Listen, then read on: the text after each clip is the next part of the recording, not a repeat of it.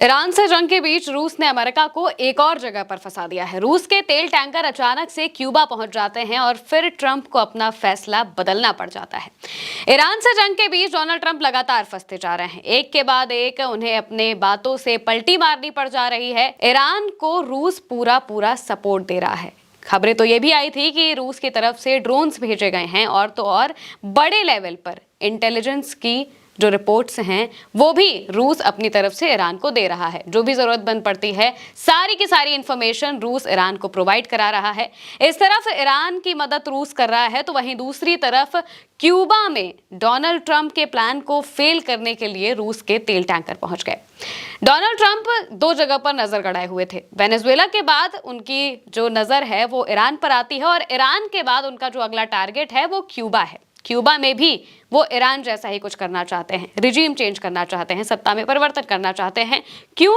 क्योंकि उनको वहां की कम्युनिस्ट सरकार पसंद नहीं है। बस इस वजह से वो चाहते हैं कि क्यूबा में सत्ता परिवर्तन हो जाए और इसके लिए बीते 3 महीने से अमेरिका ने क्यूबा को हर तरफ से ब्लॉक करके रखा है, ब्लॉकेड लगा के रखे हैं। क्यूबा तक कोई भी मदद नहीं पहुंच पा रही थी। क्यों? क्योंकि अमेरिका वहां तक मदद पहुंचने नहीं दे रहा था। इस बीच रूस ने एक बड़ा संदेश दिया। रूस ने बताया कि वो अपने साथियों का साथ कभी नहीं छोड़ता। एक तरफ वो ईरान की मदद कर रहा है इस जंग में तो वहीं दूसरी तरफ क्यूबा में वो तेल टैंकर भेज देता है। दरअसल क्यूबा में बीते 3 महीने से पावर का आउटेज है, वहां पर बिजली नहीं मिल पा रही है लोगों को। क्यों?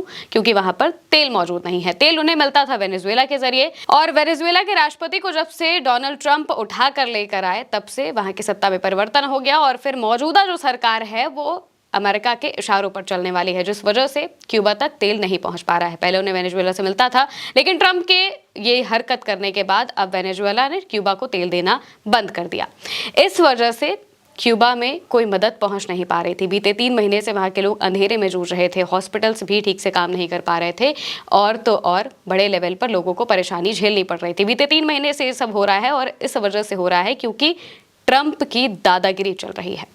अब इस दादागिरी को मिटाने के लिए रूस आगे आता है। क्यूबा की और रशिया की बहुत पुरानी दोस्ती है। यूएसएसआर के वक्त भी क्यूबा के सपोर्ट में रूस आता है और जब उस वक्त क्यूबा के सपोर्ट में रूस आता है तो वहां पर सीधे न्यूक्लियर मिसाइल खड़ी कर दी जाती हैं।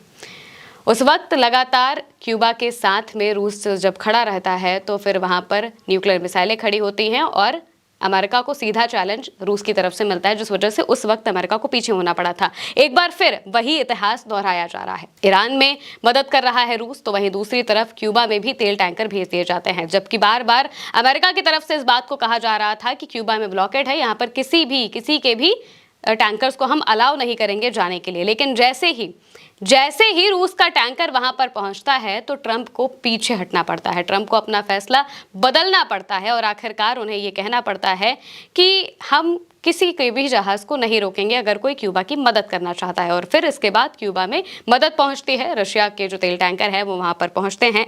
बताया जा रहा है कि काफी बड़ी संख्या में तेलों की ये जो संख्या है ये 1 लाख टन कच्चा तेल वहां पर पहुंचा है, जिससे कि लोगों को बड़ी राहत मिली है। इसको लेकर खबरें भी लगातार सामने आ रही है। सीएनबीसी के हवाले से लिखा गया है, Russia welcomes arrival of oil tanker in Cuba after Trump softens approach to US blockade. CNN ने भी लिखा है कि Trump allows Russian oil tanker to reach Cuba breaking his fuel blockade of island.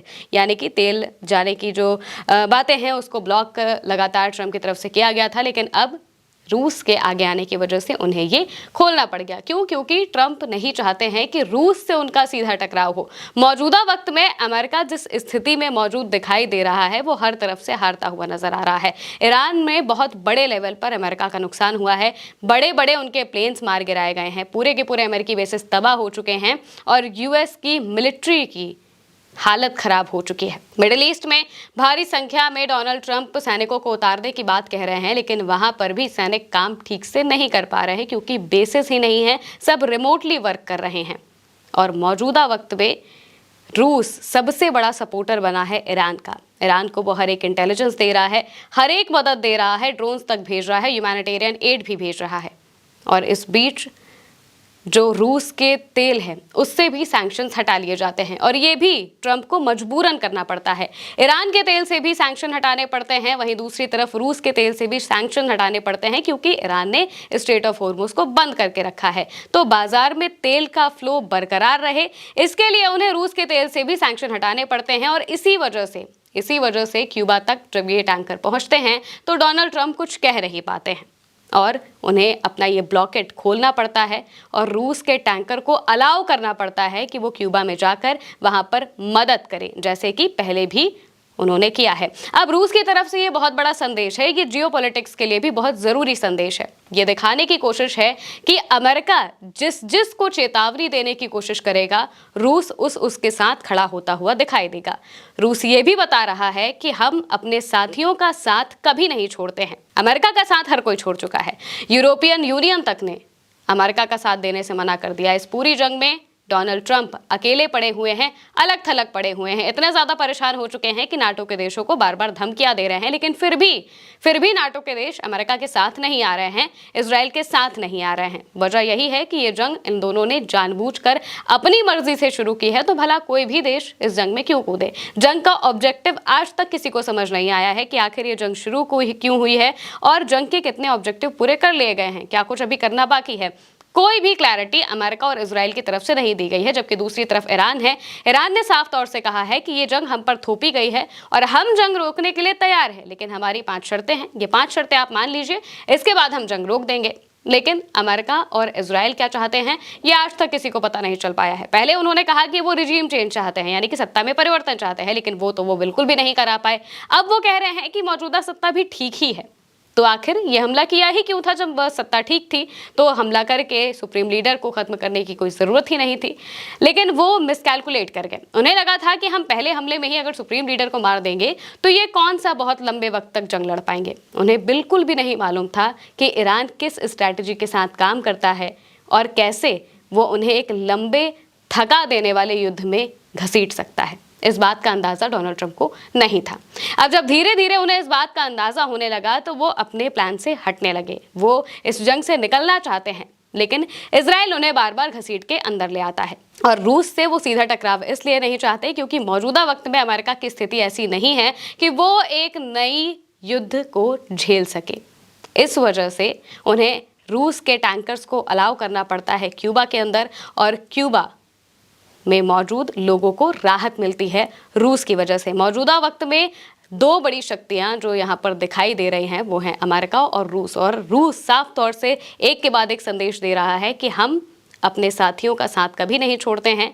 हम ईरान की भी मदद करेंगे और क्यूबा की भी मदद करेंगे और डोनाल्ड ट्रंप कुछ नहीं कर पाएंगे। मौजूदा वक्त में डोनाल्ड ट्रंप की हालत ऐसी हो गई है कि वो चाहते तो बहुत कुछ है करना, लेकिन उनके बस की बात बन नहीं रही है क्योंकि कोई भी उनकी बात मानने को सुनने को तैयार नहीं है। ईरान ने साफ कहा है कि आपको जो कहना है कहिए, जो नेगोशिएशंस करने हैं अपने साथ ही करते रहिए, हम आपकी बातों में नहीं आने वाले हैं और हम ऐसे ही हमले करते रहेंगे जब तक हम पर होते हुए हमले नहीं रुकेंगे। तो अब डोनाल्ड ट्रंप बुरी तरीके से फंस चुके हैं। फिलहाल के लिए मेरे साथ इस खबर में इतना ही। आप देखते रहिए उल्टा चश्मा यूसी।